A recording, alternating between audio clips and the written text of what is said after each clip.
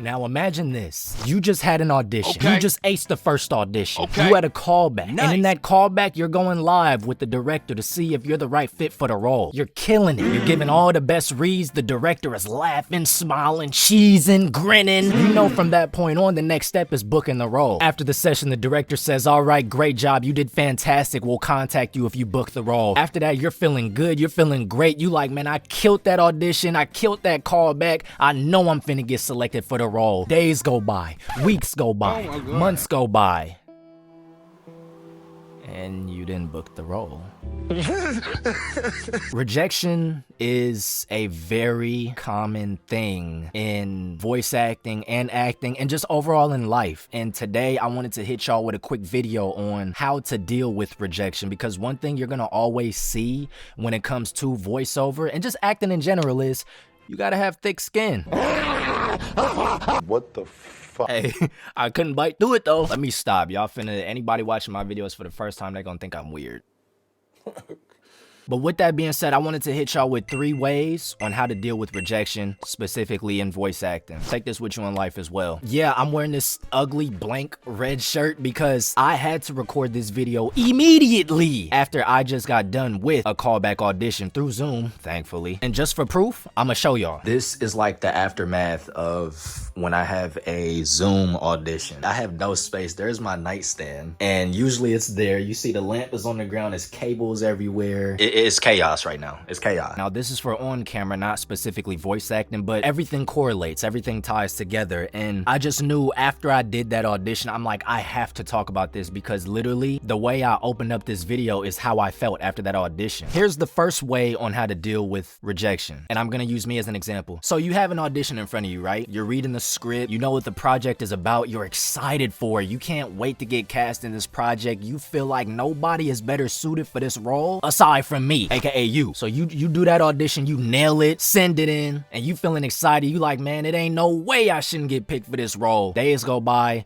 you go on Twitter, because everybody always announces their roles on Twitter, and that's not a knock to those who do it. I'm just saying that's how it be for voice acting. And then you see the people who got selected, and you like, nah, man, now you feel some type of way. Now you feel hurt, and now you feel like maybe I'm not good enough. Now you start to devalue yourself. Let me tell you something, do not do that. It is gonna be plenty of times where you're gonna get excited for a role, but here's what you need to start doing. I used to be like that for a lot of my commercial auditions. I mean, on the commercial, you see like the breakdown, how much they finna pay you, $10,000. Man, that's gonna change my life. I want this audition. So you send it in, you excited, but then all you doing is like getting yourself excited for something that's hard to come by. And what I mean by that is, think of it, hundreds of people audition for this same role. The casting director probably already has a specific idea in their head on who they want or what they want the voice to sound like. Either you fit it or you don't. Sometimes it's not always about who was the best actor. Sometimes it could be a certain voice that they want, or in my case for commercial auditions, it could be a certain look. Like, yeah, they liked my look, but after they seen somebody else do it, they was like, oh, you know what, we like that black dude even better. What I want to say to that is, when you audition for something, no matter what it is, forget about it, move on with your life. It's okay to be excited for a role that you audition for, but out of the hundreds of people who audition, it's gonna be very hard for you to book that role. And you know, it's like, you don't want to set yourself up for disappointment, because let's be real, you're gonna fail a lot more often than you succeed in this type of field. And I'm not saying that as like to be negative, I just want to be real. I don't want to sugarcoat it. It might seem like some people are just booking role after role, but in reality, you're not seeing all the L's they took behind the scene. It's like social media in general, you're only gonna glorify the highlights of your life. That's what I do. That's the point I'm at. I audition for something, I forget about it. The commercial audition I just did, like my callback, I forgot about that. I did it like a week ago, and then I had another commercial audition after that. And then so yesterday, when I got a text saying, you got a callback audition, I was like, a callback audition for what? And then I checked, I'm like, oh, I remember this. I thought they forgot about me, so I forgot about them. So that's the level you have to get at when it comes to auditions, even for ones you're excited for. Do it, move on to the next audition, right? The second way to deal with rejection, and I feel like what I just spoke on ties into this, keep auditioning / keep yourself busy. If you do one audition and then knock out like 5 more, you're gonna start losing track of how many auditions you did, and at that point, you're just, what do people say? I'll toss my hat in the ring. Yeah. You're gonna have so many hats in so many different rings, or you're gonna have so many hats in one ring. I don't know. Whatever. You get what I'm saying? Eventually, one of those auditions is gonna come back to you and say, hey, we want you for a callback, or hey, you booked the role. And I feel like, speaking to all my beginners / intermediate beginners or voice actors who are still finding their own work, who doesn't necessarily have an agent, I feel like that's the beauty of voice acting, because you can go on all these kinds of websites and just submit. You don't have to be invited to audition, which is how it works for commercials. You have to submit yourself and then be invited to audition in commercials. But for voice acting, at the level that I'm at, if you find something that you like, audition for it. So keep yourself busy, keep auditioning. That way you have done so many auditions, you can't even keep track of what you did and what you didn't. Like I said, oh, it is hot, man. I am sweating. Like, you mind if I take my shirt off?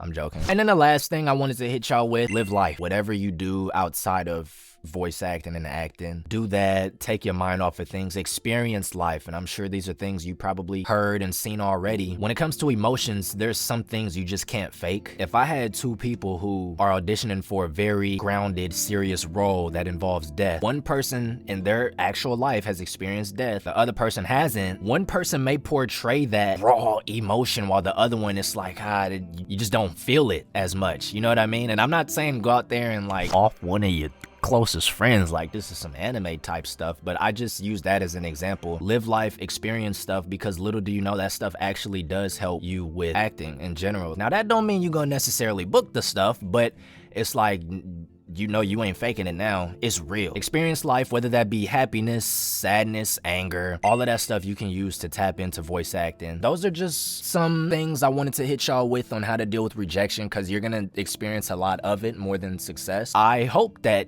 for you watching this video, you experience more success than failure, but it may not be that way, and that's just the harsh reality of it. But if you keep going, oftentimes the people you see with the most success are the ones who also failed the most. Other than that, not a crazy video, but I hope this helps you along your journey, and I hope you were able to take something from this video, and hopefully you can apply that to your life. We all on this road together, man. Like, if you have any questions, let me know. We here to chat, we here to grow, we here to level up. I'm June, and I will see y'all in the next one, and I'm gonna take off this shirt and get back in my regular schmegler degular segular what clothes. Peace out.